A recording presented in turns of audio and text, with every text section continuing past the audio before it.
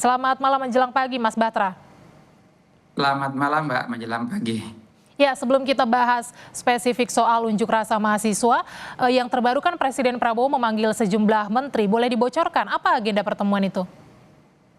Ya kami belum mengupdate ya pertemuan tersebut, tapi yang kami lihat adalah itu adalah apa namanya kabinet yang dipanggil berkaitan saya pikir dengan ini ya ekonomi ya, karena di sana ada Menteri Investasi kita, terus kemudian ada Pak Bahlil juga saya lihat, itu artinya juga mungkin berkaitan dengan bagaimana soal investasi di Indonesia barangkali. Mhm.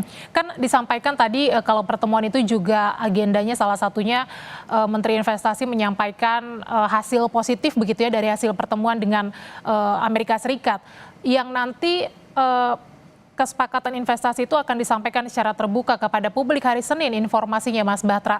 Apakah ini sebagai langkah atau strategi juga untuk meredam gejolak unjuk rasa yang kita tahu bahwa aksi mahasiswa ini dilakukan juga sebagai aksi protes terhadap kondisi ekonomi saat ini? Ya, saya pikir pemerintah terus di bawah kepemimpinan Pak Prabowo terus bekerja maksimal di berbagai sektor dalam rangka berupaya agar pertumbuhan ekonomi kita terus apa namanya bertumbuh dengan baik, terus bagaimana juga program-program yang pro kerakyatan terus juga digulirkan terus agar masyarakat bisa merasakan dampaknya lah. Jadi pemerintah tidak pernah lelah, tidak pernah tidur, kemudian untuk terus bekerja siang malam agar bagaimana rakyat kita bisa makin hari tentu makin baik, makin sejahtera, apalagi dalam situasi tentu tantangannya tidak mudah ya, karena geopolitik kita, geoekonomi kita juga sedang tidak baik-baik saja, yang sampai hari ini tidak bisa kita prediksi ya, karena Ya. tantangannya memang begitu begitu banyak dan begitu besar. Baik, tentu kita nanti akan menanti hasil pertemuan yang dilakukan oleh Presiden Prabowo beserta para menteri karena ini berkaitan juga dengan perkembangan ekonomi. Mungkin dalam negeri kita akan nantikan besok karena katanya akan diumumkan. Kalau gitu saya akan tanya soal meskipun Istana sudah merespons terkait unjuk rasa yang dilakukan oleh mahasiswa 2 hari terakhir, tapi spesifik Mas Batra, apakah Presiden Prabowo Subianto sudah menyampaikan atau merespons secara khusus terkait dengan unjuk rasa ini kepada Gerindra misalnya? Yang pertama saya ingin memberi apresiasi ya kepada teman-teman mahasiswa, teman-teman BEM yang sudah menyampaikan aspirasinya dan itu disampaikan secara tertib, teratur, tidak ada apa namanya chaos di lapangan. Tentu kita harus berterima kasih dan memberi apresiasi kepada teman-teman BEM, teman-teman mahasiswa yang hari ini beberapa hari terakhir ini yang menyampaikan aspirasi, dan kita juga harus berterima kasih kepada para aparat kita, baik itu kepolisian kita, begitupun TNI, sudah menjaga demonstrasi ini dengan tertib, dengan damai, tanpa represif, dan menurut hemat kami itu adalah sesuatu yang baik ya, karena memang kita kan adalah apa namanya negara demokrasi dan tentu menyampaikan pendapat, menyampaikan saran, menyampaikan kritik itu tidak dilarang oleh negara dan juga diperbolehkan oleh undang-undang. Artinya demokrasi Indonesia terus makin baik, makin berkualitas karena di suatu sisi juga ada yang menyampaikan pendapat, tapi di sisi lain juga dalam hal pengamanan juga semua apa namanya terjadi kondusivitas, baik itu yang menyampaikan aspirasi, begitupun yang apa namanya tentu para pihak aparat kita. Jadi kita patut bersyukur ya, dan saya lihat teman-teman mahasiswa juga dalam menyampaikan aspirasi dalam batas kewajaran, dan itulah yang harus terus dilakukan ya, agar dalam proses berdinamika berbangsa dan bernegara itu terus ada dialektika yang baik, dan itu juga ikut apa namanya bagian dari proses mencerdaskan kehidupan bangsa tentunya. Oke, kalau soal substansi unjuk rasanya Mas Batra, kita sama-sama tahu bahwa ada 5 tuntutan utama mahasiswa di demonstrasi 2 hari yang lalu. Saya bacakan kembali, yang pertama adalah stop pemborosan APBN, kemudian turunkan harga kebutuhan pokok dan juga BBM, hentikan program MBG dan pembangunan koperasi Desa Merah Putih, hentikan militerisme di ranah sipil, kemudian juga meminta spesifik kepada Presiden Prabowo untuk berhenti mengelak dan mengakui kesalahan pemerintah. Mana yang paling urgent yang yang menurut Partai Gerindra setidaknya sebagai partai pemerintah yang harus lebih dulu direspons? Tentu terkait dengan tuntutan teman-teman BEM, teman-teman mahasiswa, di poin pertama tadi sudah disampaikan bahwa teman-teman mahasiswa menuntut agar tidak ada pemborosan, dan saya pikir jauh sebelum ada tuntutan itu, pemerintah di bawah Presiden Prabowo Subianto sudah menginstruksikan kepada kementerian lembaga, begitupun kepada para kepala daerah kita, baik itu bupati, wali kota, begitupun dengan gubernur, agar bagaimana menjalankan efisiensi anggaran. Terbukti misalnya di semua kementerian lembaga anggarannya dipangkas, Ya. begitupun juga dana transfer ke daerah dikurangi dalam rangka apa? Dalam rangka upaya bagaimana penghematan, bagaimana agar efisiensi ini bisa berjalan maksimal. Ya. Seperti misalnya program-program yang tidak pro rakyat atau program-program dianggap pemborosan, seperti perjalanan dinas, terus kemudian pembelian ATK di kantor yang tidak penting, semuanya sudah dikurangi, dan semua anggaran itu diarahkan kepada program-program yang tepat sasaran. Itu yang yang pertama. Yang kedua, terkait soal kenaikan harga BBM, kita tahu bersama bahwa kenaikan harga BBM ini kan dipengaruhi situasi global, ya, karena ada perang antara Amerika, Israel dan Iran, sehingga membuat situasi global yang tidak pasti ini, kemudian harga minyak melonjak naik, dan tentu pemerintah melakukan penyesuaian. Yang dinaikkan itu adalah BBM yang non subsidi, tetapi dalam situasi yang sulit begitu pun pemerintahan Presiden Prabowo tetap berkomitmen bahwa tidak akan menaikkan BBM yang bersubsidi. Kenapa tidak menaikkan BBM yang bersubsidi? Karena tentu kita pahami bersama bahwa kalau BBM bersubsidi itu dinaikkan, pasti akan memberatkan kehidupan masyarakat kita.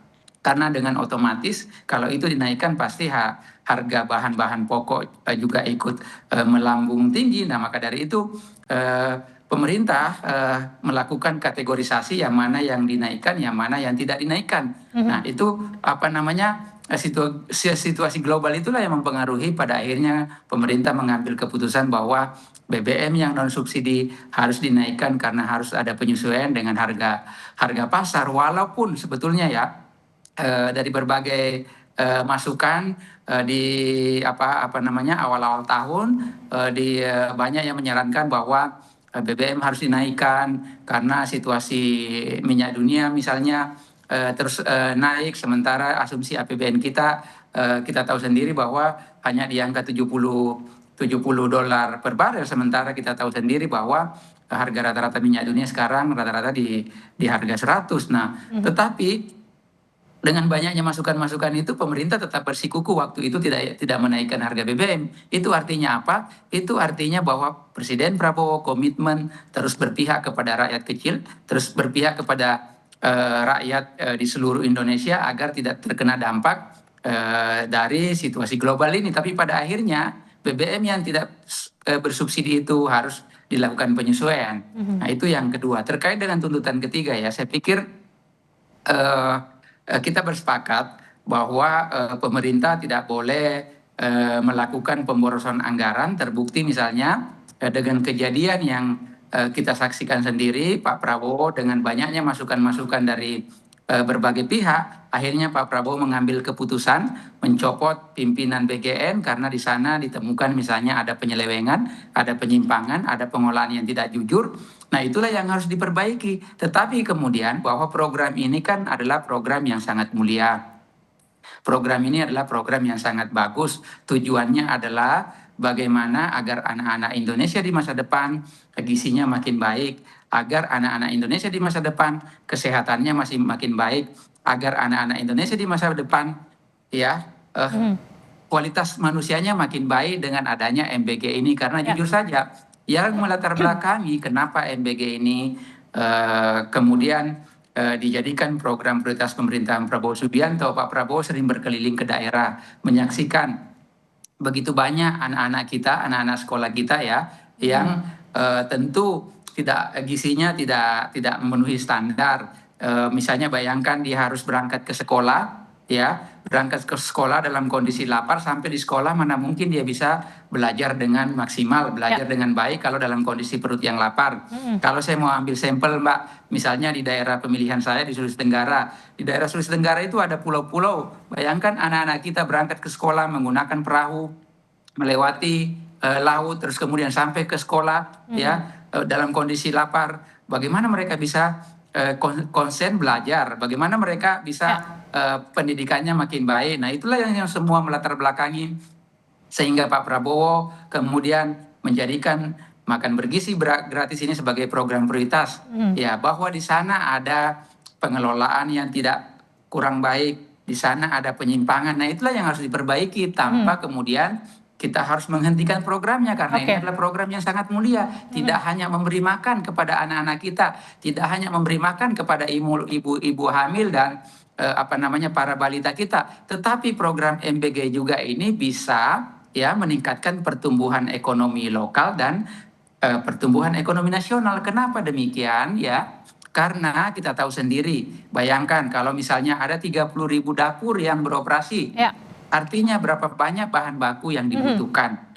Tentu akan menghidupkan UMKM kita, tentu akan menghidupkan para petani kita, karena bahan bakunya diambil, sayurannya misalnya dari para petani kita, Ya, ya. buahnya diambil dari para petani kita. Oke. Tentu akan menghidupkan para peternak kita. Kenapa? Karena ya lauknya misalnya, baik itu telur, baik itu ayamnya, bisa diambil oleh para peternak kita yang ada di kabupaten setempat atau di kecamatan setempat atau bahkan di desa setempat. Tentu juga akan menghidupkan para nelayan kita. Ya, Mas Misalnya kalau Batra. misalnya lauknya adalah ikan, Ya. ya pasti akan menghidupkan Mhm. para nelayan kita. Nah, di sana terjadilah perputaran ekonomi kalau semua itu berjalan dengan baik.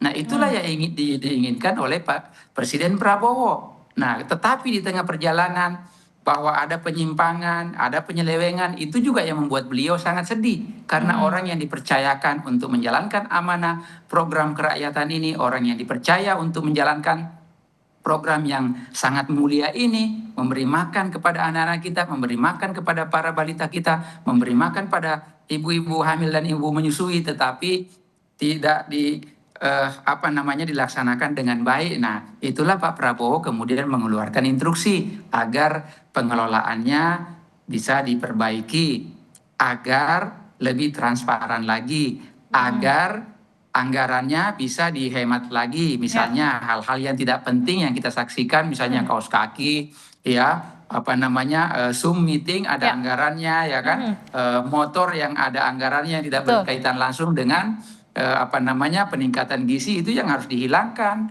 Betul. Supaya lebih fokus. Terus kemudian refocusing program. Artinya Misalnya Mas Batra, maaf saya penerima potong Mas manfaatnya Batra. harus Artinya memang diperpenting poin lagi. ketiga ini tidak akan mungkin dihentikan oleh pemerintah karena ini tuntutan mahasiswa. Saya mengacu pada tuntutan mahasiswa. Artinya Anda mau katakan bahwa ini tidak akan bisa dihentikan, tapi ya pemerintah berkomitmen akan memperbaiki tata kelolanya. Seperti itu. Ini program yang sangat mulia seperti saya sampaikan tadi. Sepakat dengan itu. Ya, kemudian bahwa di sana ada penyimpangan, ada penyelewengan, itulah yang harus diperbaiki. Oke. Makanya Pak Prabowo dengan kejadian ini langsung menginstruksikan kepada kepala BKN yang baru agar tata kelolanya diperbaiki. Baik. Ya, agar anggarannya harus lebih efisien lagi, agar ya refocusing programnya lebih tepat sasaran lagi kepada daerah atau penerima manfaat yang betul-betul membutuhkan. Siapa itu? Misalnya daerah 3T atau misalnya tempat-tempat yang dianggap bahwa disitulah yang paling membutuhkan program makan bergizi ini. Jadi sebetulnya ini adalah program yang sangat baik, yang sangat mulia, dan bisa juga berpartisipasi meningkatkan ekonomi lokal dan pertumbuhan ekonomi nasional. Jadi kalau misalnya programnya yang harus diberhentikan sementara, di suatu sisi ini adalah program yang sangat mulia, dan kemudian bahwa yang dituntut di sana memperbaiki penyimpangannya, memperbaiki tata kelolanya, ya kita bersepakat untuk diperbaiki semua itu, dan itulah yang harus yang harus diawasi oleh publik, dan pemerintah di bawah Presiden Prabowo kan membuka ruang itu, ya. Ya, sudah ditangkap poinnya Mas Batra. Aparat kita dilibatkan untuk mengawasi, begitupun para masyarakat, mahasiswa ataupun DPR juga didorong untuk memperketat lagi pengawasannya agar program ini bisa lebih tepat sasaran lagi, bisa lebih Oke. baik lagi ke depan. Ya, sudah ditangkap poinnya. Mas Bahtra, tapi pertanyaan saya begini, setelah mahasiswa kemudian menyuarakan aspirasi, adakah rencana dari istana untuk kemudian menemui mahasiswa atau memanggil mahasiswa untuk kemudian berbicara soal tuntutan mereka? Kita kan menyaksikan ya Pak Prabowo ini ya, mungkin kita harus berterima kasih dengan Pak Prabowo, satu-satunya presiden yang mengajak banyak pihak untuk terus berdiskusi, para tokoh-tokoh bangsa kita, para tokoh-tokoh masyarakat yang selama ini kita sering saksikan Pak Prabowo sering memanggil apa namanya meminta untuk memberi masukan terhadap pemerintahan yang dipimpin oleh beliau. Jadi pemerintah tidak anti kritik, Mhm. pemerintah tidak alergi dengan kritik, Ya, pemerintah justru senang dengan banyaknya masukan, itu juga bisa menambah hasanah dalam hal bagaimana perumusan kebijakan nanti diambil, mhm. kalau misalnya berbagai perspektif juga diberikan kepada pemerintah. Dan bagi hemat kami, semua tokoh-tokoh saya pikir yang Ya, punya kompetensi, yang punya pengalaman panjang, apakah itu tokoh masyarakat, apakah itu mahasiswa, apakah itu organisasi-organisasi yang sering dipanggil oleh Pak Prabowo, tentu Pak Prabowo juga sangat terbuka ya. hmm. Termasuk mahasiswa, terbuka untuk ditemui. Ya bisa jadi ya, suatu Oke, saat mungkin nanti mahasiswa akan ya, ditemui juga oleh Pak Prabowo, karena Pak Prabowo kan mhm. tidak alergi dengan masukan, Pak Prabowo Ya, tidak alergi dengan berbagai pandangan-pandangan. Jadi Pak Prabowo sangat terbuka kepada semua oke. kalangan tanpa terkecuali. Ya, Mas Bahtra, ini kan kita juga tahu bahwa rencananya besok mahasiswa akan kembali berdemonstrasi begitu ya, kemudian membawa sejumlah tuntutan baru, ada 6 poin. Nah, menurut Anda, mengapa mahasiswa kembali menggelar aksi begitu ya setelah aksi 2 hari yang lalu sudah dilakukan? Apakah ini bentuk ketidakpuasan dari mahasiswa atas respons pemerintah dari tuntutan sebelumnya? Ya, kebebasan berpendapat, berekspresi di muka umum, saya pikir itu diatur dalam undang-undang dan diperbolehkan. Jadi kalau misalnya ada seseorang atau sekelompok orang, sekelompok organisasi yang ingin menyampaikan pendapatnya, yang ingin menyampaikan sarannya, ingin menyampaikan kritiknya, itu sah-sah saja, tidak jadi masalah. Dan itu juga dalam kehidupan berbangsa dan bernegara, itu menurut hemat kami adalah dinamika. Berbeda pandangan boleh, berbeda pikiran boleh, dan itu juga akan mewarnai demokrasi kita. Tapi yang paling penting adalah tentu dalam hal menyampaikan pendapat, menyampaikan pandangan Mhm. harus juga berbasis fakta dan berbasis Ya, data. mhm. Jadi tidak masalah apapun pandangannya, apapun masukannya, tentu juga pemerintah ya sangat terbuka. Di bawah pemerintahan Presiden Prabowo kan selalu menyampaikan bahwa oposisi itu juga baik dalam Ya. kerangka untuk terus mengingatkan pemerintah agar di rel yang benar, di jalur yang benar, Mhm. untuk mengambil kebijakan yang tentu supaya kebijakannya tepat sasaran, apalagi program-program yang sifatnya program kerakyatan ya. Oke, lalu apa indikasinya kalau pemerintah betul terbuka kemudian menerima semua masukan, konkretnya yang bisa ditunjukkan lewat berbagai aksi yang beberapa hari terakhir ini terjadi? Ya kalau kita lihat ya di beberapa minggu terakhir, banyak sekali pendapat misalnya atau kritikan yang menyampaikan bahwa oh ini ada pelemahan rupiah terhadap kurs dolar, terus Mhm. kemudian IHSG kita turun begitu jauh. Pemerintah kan tidak tinggal diam, langsung ditindaklanjuti ya. Terus kemudian dilakukan rapat koordinasi yang difasilitasi oleh pimpinan DPR juga. Makanya kami juga berterima kasih kepada Profesor Sufmi Dasko Ahmad, Mhm. mengumpulkan kemudian Gubernur BI dan Menteri Keuangan kita ya, agar baik itu fiskal begitupun moneternya harus berkoordinasi dengan baik. Dan apa yang terjadi kalau kita Mhm. saksikan ya, dolar sekarang sudah jauh di bawah 18.000. Terus IHSG kita ya 3 hari berturut-turut, terus kemudian rebound mulai naik. Itu artinya pemerintah tidak tinggal diam terhadap setiap masukan, terhadap setiap kritikan yang ditujukan kepada pemerintah. Pemerintah terus bekerja dengan baik, pemerintah terus melakukan langkah-langkah yang konkret. pemerintah terus melakukan upaya sehingga yang kita lihat hari ini ya bahwa alhamdulillah kurs rupiah sudah mulai menguat terhadap dolar, terus kemudian IHSG kita juga sudah mulai rebound, sudah mulai naik Ya. di 3 hari berturut-turut. Artinya kan pemerintah bekerja dengan baik. Jadi yakin dan percaya apapun yang disampaikan oleh semua kalangan, semua kelompok, insya Allah pemerintah terus menerima masukan, kritikan, terus kemudian pemerintah juga akan menindaklanjuti dengan bekerja secara konkret, secara nyata, dan hasilnya bisa kita lihat dan kita saksikan bersama. Ya, pemerintah berarti sudah terinformasi ya Mas Batra soal unjuk rasa yang akan dilakukan besok? Saya belum update ya terkait soal soal demo besok. Saya belum update. Saya malah baru Monitor. tahu ya. Nah ini ya. Oke, Mas Batra, yang juga jadi pertanyaan kan waktu demonstrasi kemarin banyak yang kemudian mengkritik karena mahasiswa diblokade begitu ya, kemudian juga ada TNI di sana. Ini tidak pernah terjadi begitu ya, TNI dikerahkan untuk memblokade masa aksi. Kenapa itu bisa terjadi? Tahan dulu Mas Batra, kita akan membahasnya usai jeda berikut ini. Tetaplah di Breaking News Kompas TV.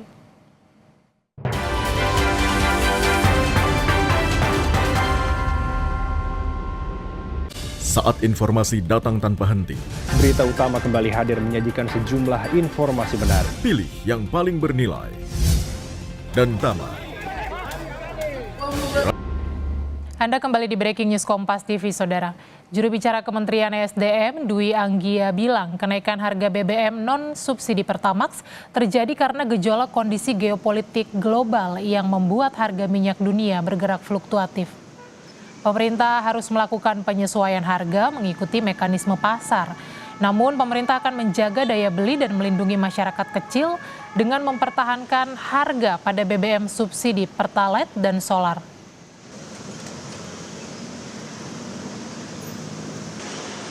Pemerintah memahami kekhawatiran, memahami kesulitan masyarakat saat ini, tapi ini adalah hal yang memang tidak bisa kita hindari. Seperti yang disampaikan tadi, seharusnya penyesuaian harga, kenaikan harga BBM non-subsidi ini terjadi pada awal April yang lalu. Tapi dengan berbagai pertimbangan, Pak Prabowo jelas untuk melindungi daya beli masyarakat, kelompok rentan, makanya sempat ditahan kemudian harganya. Namun kalau ini terus diberlakukan, yang sangat adalah badan usahanya, dan yang pasti yang terjadi adalah ketidaksustainan.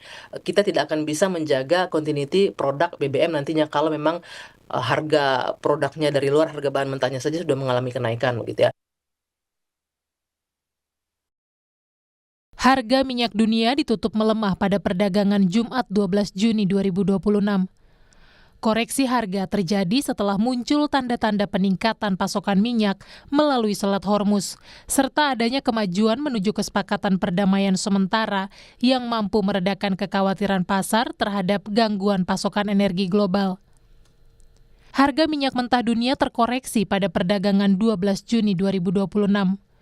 Berdasarkan data Bloomberg, harga Brent crude oil turun menjadi $87.33 per barel. Angka ini turun $3.05 atau melemah 3,37% dibandingkan penutupan sehari sebelumnya yang berada di level $90.38 per barel.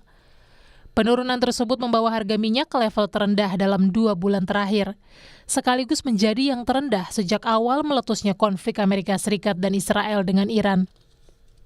Ekonom Core Indonesia Dipo Satria Ramli menilai turunnya harga minyak dunia menjadi angin segar bagi perekonomian dan konsumen di dalam negeri. Namun menurutnya, arah harga minyak ke depan masih sangat bergantung pada perkembangan hubungan Amerika Serikat dan Iran. Dipo menjelaskan penurunan harga minyak dunia belum tentu langsung berdampak pada harga BBM di dalam negeri. Diperlukan waktu untuk penyesuaian stok, perhitungan biaya, hingga pertimbangan kebijakan pemerintah sebelum harga BBM dapat dievaluasi kembali.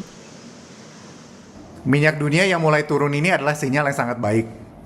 Selat Hormuz sudah mulai terbuka secara terbatas untuk beberapa pelayaran, tapi memang belum pulih 100% dan belum kembali ke level normal. Estimasi masih perlu 1 tahun lagi agar harga kembali ke bawah $70. Itu karena ada antrian yang belum selesai, ada backlog, lalu juga ada beberapa sumur minyak yang sempat mati dan perlu hidupkan lagi. Jadi memang perlu waktu untuk semacam restart industrinya itu sendiri. Sementara itu, Menteri Energi dan Sumber Daya Mineral Bahlil Lahadalia menyatakan harga Pertamax dan BBM non-subsidi saat ini sudah disesuaikan dengan kondisi pasar yang berlaku. Menurutnya, perhitungan penetapan harga telah dilakukan secara hati-hati dan mempertimbangkan berbagai faktor. Meski demikian, pemerintah menegaskan belum ada rencana menaikkan harga BBM subsidi maupun LPG.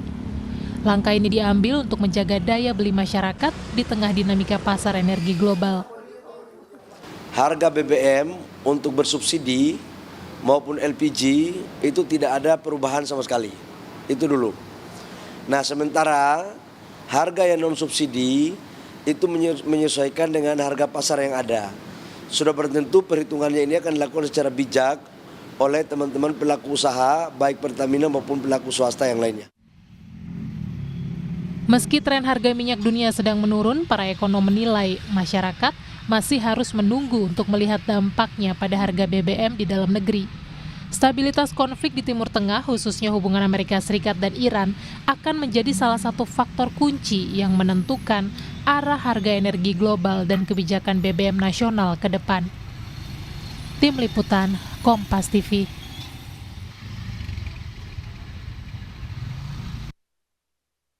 Mahasiswa di berbagai daerah rencananya akan kembali berunjuk rasa memprotes kondisi ekonomi yang mereka nilai semakin memberatkan rakyat dan menuntut perbaikan.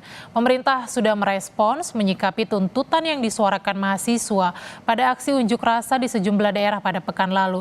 Lalu bagaimana langkah konkret yang harus dijalankan oleh pemerintah di tengah situasi geopolitik yang juga mengguncang kondisi ekonomi global? Kita masih akan membahasnya bersama juru bicara Partai Gerindra Bahtra Banong.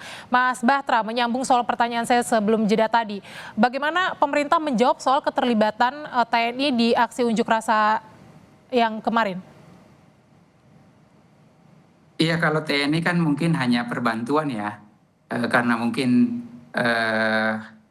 rata-rata kan atau memang setiap ada aksi demonstrasi biasanya pihak kepolisian kan meminta bantuan personil dalam hal pengamanan ya, karena kan kita juga tidak pengen bahwa aksi-aksi ini nanti mungkin ada disusupi atau yang lain-lain atau kemudian juga untuk mengatur lalu lintas, karena kan di sisi lain juga kan terjadi aksi, tapi di sisi lain juga aktivitas masyarakat kita kan juga harus tetap berjalan ya. Dan kalau kita lihat kemarin kan itu sangat baik ya, sangat kondusif, tidak ada anarkisme yang terjadi, dan aparat kita juga kita harus memberi apresiasi ya, baik itu kepolisian kita begitupun dengan TNI menjaga adik-adik mahasiswa yang menyampaikan pendapatnya ini, terus kemudian tidak represif, bahkan secara damai, dan itu memang ya harusnya seperti itu ya. Dalam hal menyampaikan pendapat, teman-teman mahasiswa juga harus dijaga, karena kan mahasiswa kita ini kan menyampaikan pikiran-pikirannya ya, menyampaikan pandangannya, dan tentu dalam sebuah negara yang menganut sistem demokrasi itu sesuatu yang sah-sah saja dan diperbolehkan memang menurut undang-undang. Berarti hanya sekedar pengamanan ya Mas Batra, karena yang jadi pertanyaan biasanya tidak dihadapkan begitu antara massa aksi dengan TNI, karena biasanya hanya kepada polisi saja. Tapi kita akan lanjut topik lain Mas Batra, soal BBM. Ini kan Menteri SDM Bahlil Lahadalia mengatakan bahwa meskipun Pertamax naik, tapi pemerintah masih menggodok nih akan mengeluarkan insentif supaya daya beli masyarakat tetap terjaga. Sudah terfikirkankah apa yang akan dilakukan soal itu? Kalau itu kan kita menyerahkan sepenuhnya ke pemerintah ya. Tentu pemerintah akan lebih tahu ya apa yang akan dilakukan ke depan, tapi yang pasti kami punya keyakinan kuat, karena Pak Prabowo ini kan ketua umum kami juga ya, ketua umum Gerindra, kami punya keyakinan kuat bahwa yakin dan percaya Pak Prabowo selalu bekerja untuk kepentingan masyarakat, kepentingan rakyat banyak, dan pasti akan memperhatikan semua dari berbagai aspek, walaupun memang tantangan global yang kita hadapi ini tidak mudah, dan saya ingin meyakinkan publik bahwa Pak Prabowo tidak pernah lelah, tidak pernah bahkan istirahatnya sangat kurang, agar terus melakukan yang terbaik untuk kepentingan bangsa dan negara, walaupun situasi kita sangat dipengaruhi oleh situasi global, apalagi terkait soal harga minyak dunia ya, yang tentu fluktuatif ya. Karena situasi perang ini ya kan kita nggak tahu ya, mungkin tadi harganya di angka berkisar 80, tapi kalau tiba-tiba ada serangan lagi kan itu bisa melonjak lagi ke atas. Tapi kita berharap mudah-mudahan itu semua bisa kita lewati bersama, dan tentu memang yang kita butuhkan adalah bagaimana agar persatuan sebagai anak bangsa harus kita selalu memberi support satu sama lain, karena ini tantangannya kan bukan tantangannya di dalam negeri tetapi tantangannya di luar negeri, dan itu tidak bisa kita kondisikan dengan baik karena ini semua negara juga mengalami hal yang sama, dan itu di luar kuasa Indonesia sebagai suatu bangsa. Nah, maka dari itu kita harus bersatu padu terus kemudian memberikan support kepada pemerintah agar pemerintahan kita juga terus bekerja dengan baik, terutama bagaimana program-programnya bisa lebih tepat sasaran, dan program-programnya juga yang harus lebih efisien dan tidak melakukan kegiatan-kegiatan yang sebagaimana yang sering disampaikan oleh Pak Prabowo, bahwa jangan lagi melakukan pemborosan anggaran yang tidak pada peruntukannya, yang tidak pada penggunaannya. Nah, itu kita harus mengawasi bersama ya. Baik itu masyarakat kita, begitupun mahasiswa atau DPR juga harus ikut terlibat aktif untuk mengawal program-program strategis pemerintahan Prabowo Subianto. Ya, meskipun sudah disampaikan bahwa kenaikan Pertamax itu salah satu alasannya adalah sudah menyesuaikan standar pasar begitu ya, tapi apakah pemerintah masih membuka kemungkinan untuk meninjau kembali harga Pertamax? Ya tentu, misalnya kalau besok tiba-tiba harga minyak dunia turun jauh ya kan, tidak menutup kemungkinan kan. Kalau misalnya tiba-tiba harga minyak dunia $50 ya per barel, atau misalnya $60, artinya kan juga bisa dilakukan penyesuaian. Tetapi faktanya kan hari ini masih di atas standar asumsi APBN kita kan, karena kan masih angkanya tadi di angka 83, 84 ya kan, mendekati 90, sementara asumsi APBN kita kan hanya 70 ya. Jadi kita lihat ke depan ya, mudah-mudahan situasi geopolitik dunia atau geoekonominya juga makin baik. Nah, tentu juga pasti pemerintah akan melakukan penyesuaian ya. Oke, Mas Batra, yang kemudian juga memantik kemarahan publik itu kan soal kenaikan Pertamax yang kemudian dilakukan secara tiba-tiba begitu ya, tidak ada sosialisasi, tidak ada pengumuman, yang kemudian juga ini disuarakan mahasiswa, dinilai harganya sangat signifikan kenaikannya dan memberatkan masyarakat. Respons pemerintah soal itu? Sebenarnya nggak tiba-tiba juga ya, karena banyak yang menyarankan kepada pemerintah harusnya kan di awal tahun dinaikkan kan. Ya, bahkan tapi tidak disosialisasikan secara resmi oleh pemerintah. Harusnya kan naiknya kan di bulan April malahan ya kan, sekarang kan bulan 6. Artinya Pak Prabowo betul-betul berpihak kepada rakyat. Kenapa? Yang seharusnya kan penyesuaiannya kan di beberapa bulan yang lalu. Tetapi kenapa itu tidak dilakukan? Karena pemerintah tahu betul dampaknya, begitu misalnya dinaikkan pasti di sana akan banyak yang terkena dampaknya, dan itu juga pasti menurunkan daya beli masyarakat, dan pemerintah selalu menjaga itu bentuk perhatian pemerintah terhadap rakyatnya yang harusnya misalnya bulan April naik atau jauh sebelum itu.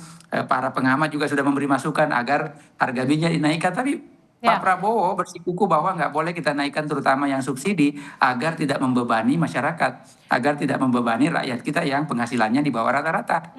Artinya pemerintah, Anda mau bilang bahwa ini tidak mendadak begitu? Ini sudah dikomunikasikan oleh pemerintah kepada rakyat?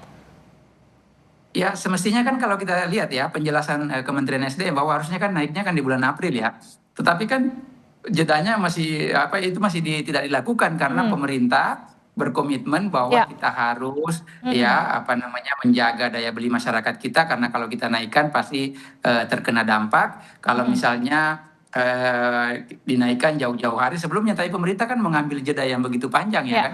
Tapi persis seperti situasi global ini tidak bisa dikendalikan ya, pasti terjadi penyesuaian. Oke, tapi persis seperti yang Anda katakan sesungguhnya Mas Batra, bahwa yang disampaikan pemerintah adalah tidak akan menaikkan harga BBM begitu, sehingga itu yang dipegang oleh warga atau masyarakat bahwa BBM tidak akan naik. Bukan kata-kata pengamat dan lain sebagainya, tapi pernyataan resmi pemerintah. Dan kemudian 10 Juni tiba-tiba harga BBM naik. Nah, menurut Anda apakah kemarahan masyarakat itu wajar? yang pemerintah sampaikan kan menjamin bahwa BBM BBM subsidi kan tidak akan naik sampai akhir tahun. Dan itu kan dipegang komitmen itu terhadap pemerintah. Sampai hari ini kan BBM subsidi nggak dinaikkan. Ya.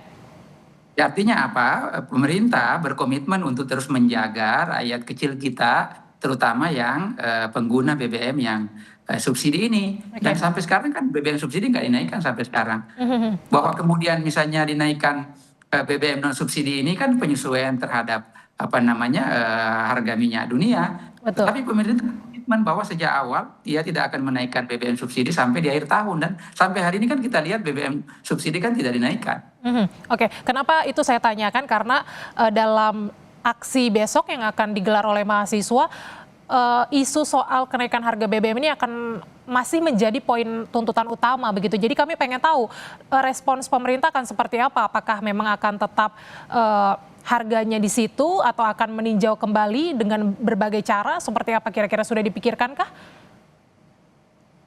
Ya, pemerintah kan sudah menyampaikan ya secara gamblang ya bahwa kenaikan Pertamax ini kan BBM non subsidi. Ya. Naiknya karena mengikuti harga pasar minyak dunia.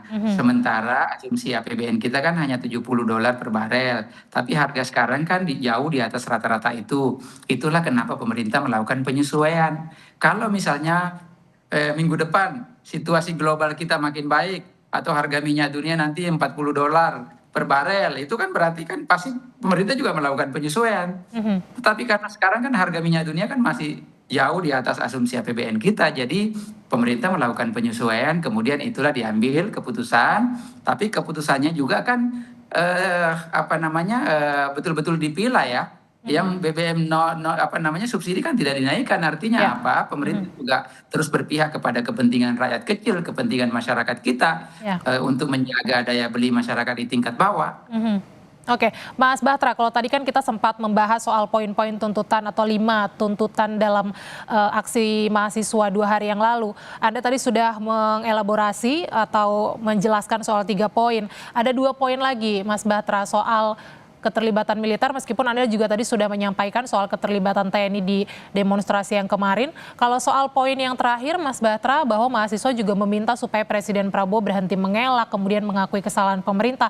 Bagaimana Anda memaknai tuntutan tersebut? Ya, kalau saya lihat ya, misalnya kemarin yang dituntut soal perbaikan MBG, Pak Prabowo kan langsung secara secara tegas mengambil keputusan untuk kemudian memberhentikan pimpinan BGN. Ya. Apakah itu bukan perbaikan? Terus kemudian Pak Prabowo menginstruksikan kepada kepala BGN yang baru agar anggarannya ditinjau supaya lebih efisien lagi. Penerima manfaatnya ya lebih diperuncing lagi terhadap daerah 3T atau betul-betul daerah yang membutuhkan. Apakah itu bukan bentuk komitmen pemerintah untuk terus berbenah, untuk terus memperbaiki program-program yang dianggap bahwa ini penting untuk keberlanjutan, ini penting untuk kepentingan masyarakat banyak. Ya, oke. Ya, Mas Batra, poin yang kelima, mungkin yang disoroti mahasiswa adalah soal gaya komunikasi presiden atau kemudian juga gaya komunikasi pemerintah.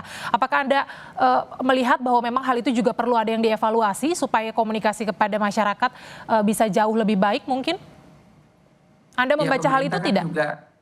Ya, pemerintah, saya sampaikan sejak awal Mbak, bahwa pemerintah tidak anti kritik, pemerintah selalu menerima penyampaian pendapat, aspirasi, dan kemudian masukan-masukan itu juga tentu pasti dijadikan bahan untuk terus melakukan perbaikan kinerja dalam rangka untuk mensukseskan program-program prioritas Presiden Prabowo. Jadi yakin dan percaya bahwa pemerintah di bawah Presiden Prabowo terus berkomitmen untuk kemudian bagaimana program-program kerakyatan ini harus berjalan maksimal, harus berjalan optimal. Maka itu butuh keterlibatan kita semua, baik itu mahasiswa, baik itu kelompok masyarakat ataupun DPR, untuk terus mengawal agar program kerja yang sangat strategis ini bisa berjalan tepat sasaran, bisa berjalan secara optimal, bisa berjalan tentu dengan anggaran yang betul-betul sesuai dengan peruntukannya, sehingga tidak ada lagi pemborosan di sana.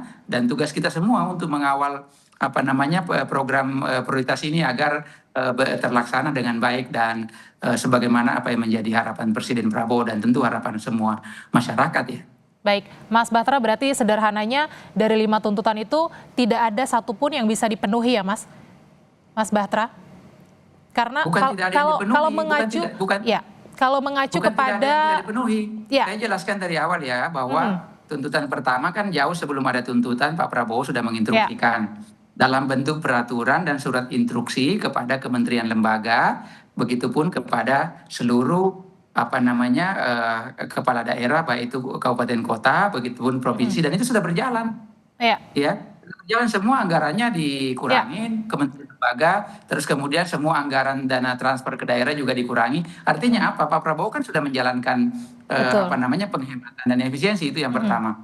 Yang kedua, terkait soal BBM, BBM subsidi kan tidak naik. Yang dinaikkan adalah BBM non subsidi yang tentu harus mengikuti harga pasar dunia karena minyak dunia kan lagi fluktuatif harganya akibat dampak dari situasi geopolitik kita, Mas Batra, global. karena Itu begini yang Mas Batra, saya mengacu saya bisa tangkap penjelasan Anda sejak awal, tapi saya mengacu pada apa yang ditulis oleh mahasiswa karena mereka menuliskan turunkan harga BBM. Berarti kan mereka meminta kenaikan Pertamax itu segera diturunkan. Nah, dari penjelasan Anda bahwa memang ini harus dilakukan, artinya memang tidak bisa sesederhana itu langsung diturunkan begitu. Artinya kan tuntutan ini juga tidak serta-merta bisa langsung dipenuhi. Kemudian juga mahasiswa menulis pemerintah menyetop program MBG, kemudian juga pembangunan koperasi desa, dan dari penjelasan Anda yang kami tangkap bahwa ya program ini tidak bisa dihentikan karena tadi programnya punya tujuan yang sangat besar, tetapi ya pemerintah berkomitmen bahwa tata kelolanya akan diperbaiki. Itu maksud saya,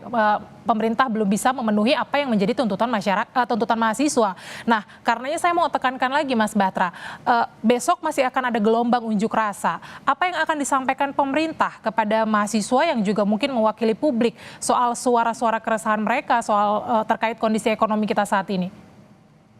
Terkait soal besok ya, saya belum dapat update ya terkait soal aksi unjuk rasa, tetapi lagi-lagi kami menekankan bahwa menyampaikan pendapat, menyampaikan kritikan, berpendapat di muka umum itu tidak dilarang dan sah-sah saja, dan undang-undang kita juga memperbolehkan itu. Ya, tentu juga kita berharap bahwa ini alam demokrasi, namanya kritik, namanya penyampaian pendapat tidak boleh dilarang. Dan Presiden Prabowo secara tegas menyampaikan bahwa berterima kasih kepada semua pihak yang telah memberikan kritik, memberikan saran. Beliau juga tentu dalam hal penyampaian pendapat juga bahkan berpidato di DPR bahwa kami sangat menghargai oposisi karena itu juga bisa menjadi alarm bagi pemerintah, itu juga bisa menjadi alat kontrol agar program-program pemerintah bisa lebih tepat sasaran, tepat guna, sehingga memang dalam alam demokrasi ya tentu dibutuhkan yang namanya masukan, kritikan ataupun pendapat. Bahwa teman-teman ingin melakukan penyampaian pendapat itu silakan aja, dan kami juga berterima kasih bahwa kemarin mahasiswa menyampaikan pendapat secara kondusif, tidak ada provokator, dan inilah alam demokrasi bahwa berbeda pandangan, berbeda pendapat itu adalah sesuatu keniscayaan, dan itu juga harus terus dipelihara agar dinamika berbangsa kita makin baik dan kualitas demokrasi kita ke depan juga makin terukur dan makin berkualitas. Baik. Sepakat. Yang jelas besok mahasiswa akan kembali berunjuk rasa menuntut perbaikan ekonomi, dan juga kita percaya pemerintah tidak anti kritik dan akan merespons dengan bijaksana soal aspirasi dan juga suara rakyat yang diwakilkan oleh mahasiswa. Kita nantikan langkah konkret apa yang akan dilakukan pemerintah untuk kemudian secara perlahan memperbaiki kondisi perekonomian saat ini yang juga disebabkan oleh tekanan global. Terima kasih juru bicara Partai Gerindra Batra Banung sudah bergabung di Breaking News Kompas TV dan berbagi pandangannya. Selamat malam menjelang pagi dan sehat selalu Mas Batra. Selamat malam Mbak, sampai jumpa lagi. Ya, saudara, Breaking News